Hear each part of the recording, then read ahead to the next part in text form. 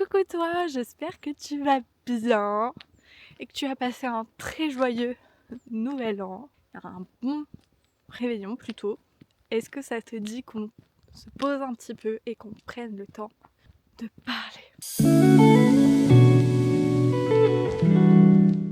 On est le 1er janvier 2025, je vais dire 2024, mais non, nous ne sommes plus en 2024.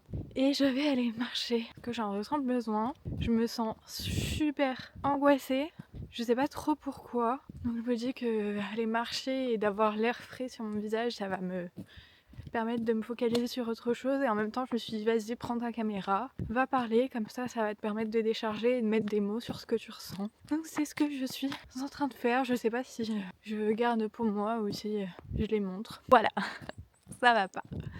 Ça me fait mal de voir que moi j'étais toute seule pour le nouvel an. Je sais que je l'ai choisi, mais ça me fait quand même mal de voir le lendemain tous les gens qui se réunissent, qui font un truc de ouf et tout. Et je pense que ça me fait un peu une petite claque. Je dis pas que je suis pas contente d'avoir fait le nouvel an toute seule, au contraire. J'ai fait ce qui me convenait, un truc qui était totalement à mon image. J'ai commencé 2025 en regardant un K-drama, vraiment tellement à mon image. Donc je suis tellement contente et je suis super fière de moi de continuer de m'écouter et de faire des choses qui me ressemblent. Et finalement, j'ai tellement envie que ça soit dans la continuité de 2024.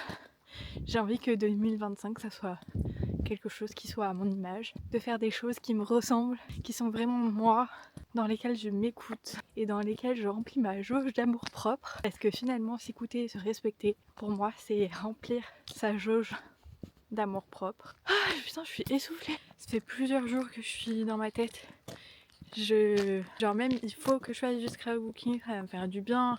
Et comme du coup j'ai tout le temps plein de trucs pour lesquels je dois me préoccuper, notamment du coup de faire mes montages de mes vlogs du Japon, car je suis super en retard. C'est un petit peu le truc qu'il faut un petit peu, pour lequel je me dépêche. Et en même temps, je pense que là je ressens de l'angoisse parce que je suis déjà en train de penser au futur, et ça c'est mon problème, c'est que je me projette tout le temps trop dans le futur et il faut que je me concentre sur le moment présent. Parce que je me dis déjà, putain, mais quand je vais plus avoir mes vlogs à monter et quand j'aurai tout posté sur mes réseaux sociaux, après genre je vais faire comment pour réunir des gens qui me ressemblent et qui partagent les mêmes hobbies que moi. Et en vrai je me dis, mais meuf, genre tu sais pas encore, t'as tellement de temps avant de devoir tout poster, ça va le faire. Mais bon, compliqué de faire entendre ça à ses angoisses. En vrai, je me dis que j'aimerais bien poster ce type de contenu sur YouTube. Je me dis c'est trop cool de voir quelqu'un qui a des réflexions. Et en même temps, c'est quand même des réflexions qui sont assez personnelles. Et en même temps, je me dis que peut-être que ça va parler à certaines personnes. Vraiment, j'ai tellement d'idées qui se bouclent dans ma tête depuis que je poste du contenu sur les réseaux. Et du coup, c'est trop chouette, ça booste ma créativité. Mais le problème, c'est que j'ai envie de faire 3 milliards de choses à la minute.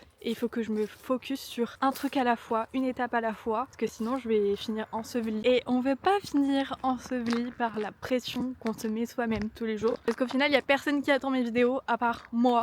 Tout le monde s'en fout. Il faut que je me dise que je fais les choses avant tout pour moi et le reste ça passe en second. Pour moi, vraiment, le plus important sur les réseaux sociaux, c'est déjà d'avoir un endroit sur lequel je peux avoir tous mes souvenirs réunis, parce que je pense qu'on est beaucoup à avoir la peur d'oublier. Et j'ai 2 grands-mères qui ont l'Alzheimer. Je pense que c'est potentiellement quelque chose qui m'attend et qui me fait extrêmement peur, de me dire que je vais un jour oublier tout ce que j'ai vécu et tout ce qui m'a construit. C'est un peu dur.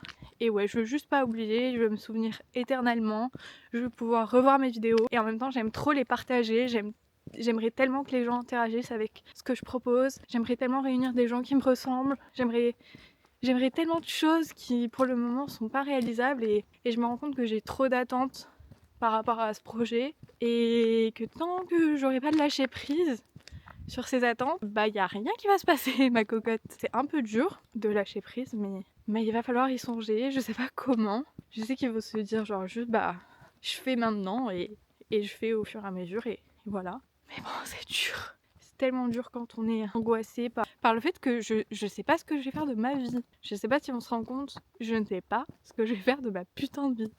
Je ne sais pas quelle est ma voie. Et en même temps, est-ce qu'on a une voie prédéfinie? Je ne pense pas. J'ai à la fois envie de voyager, de créer du contenu, de rassembler des gens. J'ai envie à la fois de proposer des formations parce que je suis formée aux violences, donc c'est quelque chose que je maîtrise.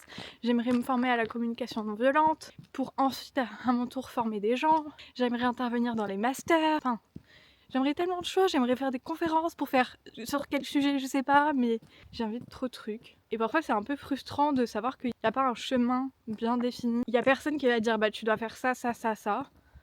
Non. Et je trouve ça super frustrant. Moi j'aimerais qu'on me dise eh oh, dites-moi qu'est-ce que je dois faire, par où je dois commencer, quelque chose qui soit rassurant. Et en même temps bah non, ça n'existe pas. Enfin, juste tu fais tes choix et ce qui doit arriver arrivera. Peu importe le temps que ça prend.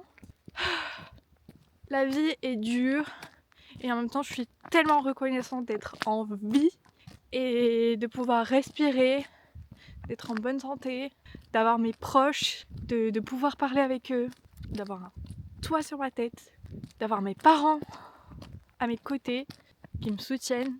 Trop reconnaissante. Conclusion, c'est dur mais vive la vie. Et ce qui est drôle, c'est que plus je parle et plus je me sens mieux. J'adore cette sensation. Vraiment, parler, je pense que c'est un de mes meilleurs câlins invisibles. En fait, je me dis sur YouTube, j'ai trop envie de raconter ma vie. Tout le processus aussi autour du fait que je suis perdue. Déjà au sens propre, je suis perdue au milieu de nulle part, on va pas se mentir. Je suis à la campagne. Et en même temps, je suis perdue dans ma tête et dans ma voie professionnelle. Mais le jour où j'aurai pointé du doigt ce que j'ai envie de faire dans ma vie, waouh, c'est bon. Là, franchement, je pense que j'aurai pleinement réussi. Trop hâte, trop hâte. Pardon, mais ce ciel, je suis choquée. C'est trop beau. J'en ai les étoiles plein les yeux. Ça se voit pas là, mais il y a des étoiles dans mes yeux. Incroyable. On dirait il y a le feu, mais j'assure, il n'y a pas le feu. C'est juste le ciel. En vrai, je pense que je vais arrêter là pour les réflexions en vrac du 1er janvier 2025. On se quitte sur ces images. Et moi, je vous dis à bientôt pour de nouvelles réflexions, pour de nouveaux moments de vie. Et surtout, prends bien soin de toi.